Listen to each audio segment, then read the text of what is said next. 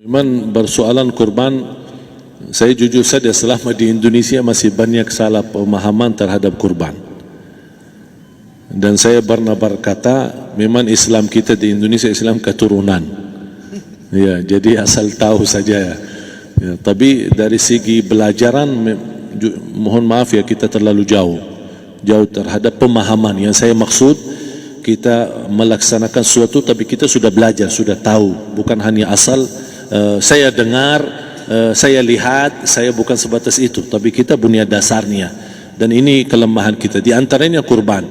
Saya pernah mendengar, bukan malah sering mendengar soal kurban dihitungkan beroran. Jadi keluarga suami istri sama 5 anak berarti jumlah 7, wajib sapi. Kalau kurang daripada itu, atau misal suami istri tidak mampu, boleh ini tahun kurban kambing atas nama suami, tahun depan atas nama istrinya. Ini hal keliru sebenarnya. Yang dihitungkan soal kurban beda sama akikah dan beda sama zakat fitrah. Zakat fitrah sama akikah terhitung beroran. Akikah laki-laki 2 kambing, perempuan 1. Kalau tidak mampu boleh. Kalau ada kembar laki sama perempuan berarti 3 kambing. Tapi kalau tidak mampu boleh 1 kambing, tidak masalah. Dan tidak ada istilah sekarang saya kurban tapi nanti sisanya seolah-olah ada hutang sama Allah. Sesuai kemampuan kita. Di antaranya kurban. Kurban hitungannya berkeluarga, bukan beroran. Buktinya Rasulullah SAW dan juga cerita Nabi Ibrahim. Ketika Nabi Ibrahim mau sembelih Nabi Ismail, Allah turunkan apa? Mengganti sembelihan Nabi Ismail dengan ekor kambing dari surga. Berapa ekor kambing? 1. Padahal Nabi Ibrahim punya istri 2 dan anak. Ada istri Siti Hajar dan Sarah. Kemudian anaknya Ismail dan Ishak. Berarti semuanya berapa? 5. Kenapa Allah tidak turunkan 5 ekor kambing? Karena hitungannya memang 1 keluarga. Yang kedua, Rasul sendiri sembelih 2 kambing. Pertama, Bismillah atas nama Muhammad dan keluarga Nabi Muhammad. Padahal kita tahu keluarga Nabi Muhammad SAW termasuk keluarga besar. 11 istri, belum lagi anaknya, laki-laki sama perempuan. Ada yang hidup maupun sudah mati. Sudah termasuk semua.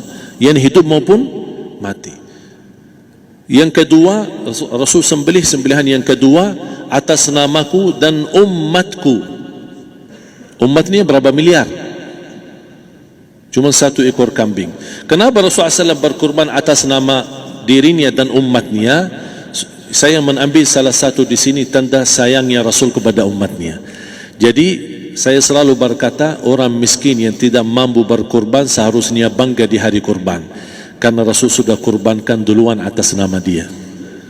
Jadi terima kasih ya Rasulullah, ingatkan kita. Yang kita tidak mampu, Rasul sudah. Bahkan kalau Rasul sudah kurban atas nama umatnya yang tidak mampu, berarti sudah terkabul. Kita aja belum tahu kabul atau tidak kalau kita berkurban. Tapi kalau Rasul sudah terjamin makbul. Oleh sebab itu, hitungan kurban itu adalah 1 keluarga. Misal, bapa punya istri, punya anak. Itu kalau mampu sapi silahkan. Mampu 1000 sapi silahkan. Kalau soal kemampuan tidak ada masalah. Tapi kalau soal kewajiban, tidak ada wajib lebih daripada 1 ekor kambing. 1 ekor kambing. Misal, kalau bapa punya istri 4. Misal. Cuman ini misal. Ya. Istrinya 4. Setiap istri anaknya 10. Berarti jumlah berapa? Anak 40, istri 4, berarti 44, sama bapa 45.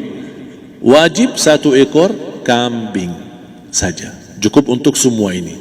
Tapi kalau soal mampu, ya silahkan. Mau 1000 kambing boleh, mau 1000 sapi boleh. Tidak ada yang melarang kalau soal kemampuan. Dan kalau kita mau sembelih, Bismillah atas namaku dan keluarga. Tidak perlu bawa data-data nama keluarga. Jadi disebutkan tukang sembelihnya ada capek menunggu sambil sebutkan nama-nama. Tidak perlu. Udah Bismillah atas namaku dan keluarga. Termasuk kata atas namaku dan keluarga, termasuk orang tua yang sudah meninggal. Termasuk orang tua yang sudah, karena kita adalah hasil daripada orang tua. Itu sudah termasuk, tidak perlu kita sebutkan. Ada sebagian ulama membolehkan kalau kita mampu, mau khusus kambing atas nama orang tua, tidak masalah kalau kita mampu. Tapi kalau kita tidak mampu, itu sudah termasuk orang tua kita bersama keluarga besar kita. Ini salah satu kenikmatan, dan ini termasuk juga sedekah yang berguna bagi orang yang sudah meninggal di keluarga kita. Wallahu ta'ala alam.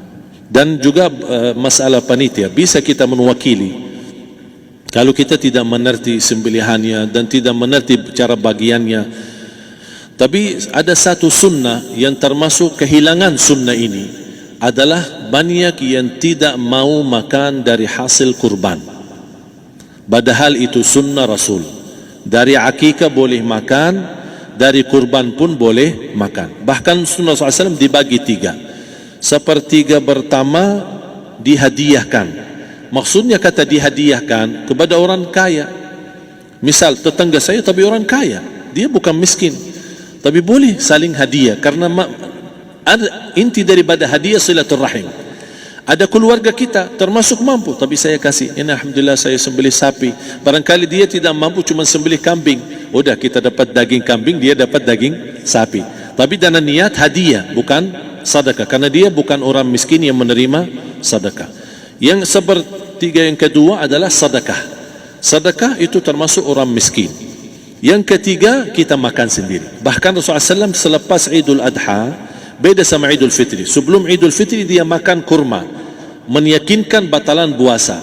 Tapi kalau Idul Adha tidak makan dan minum sebelum salat, kenapa? Bukan berarti tidak boleh. Tapi Rasulullah SAW ingin pertama pembukaannya, buka sarapannya atau makan di pagi harinya selepas Idul Adha adalah dari hasil sembelihan kambing itu atau dari kurban. Jadi kita sebagian sedikit. Tapi kalau kita merasa alhamdulillah rezeki saya banyak di rumah, alhamdulillah banyak ada makanan, mau sedekahin semuanya, semua mau sedekahin, tidak masalah. Tapi yang saya maksud, kenapa tidak kita sekali-kali hidupkan sunnah Rasul? Jadi sebagian, walaupun ada sebagian sedikit lah, buat istilahnya sama sedikit porsi nasi atau apa, karena kita berhak sebagai kita kurbankan lillahi ta'ala, kita berhak menikmati kurban ini yang lillahi ta'ala supaya kita mendapatkan keberkahannya, bukan hanya orang lain. Terus yang kedua ada masalah pembayaran. Kalau kita wakili panitia, boleh kita pesan sama panitia, tolong sedikit dari kurban saya minta buat saya makan. Itu tidak masalah, kita boleh minta.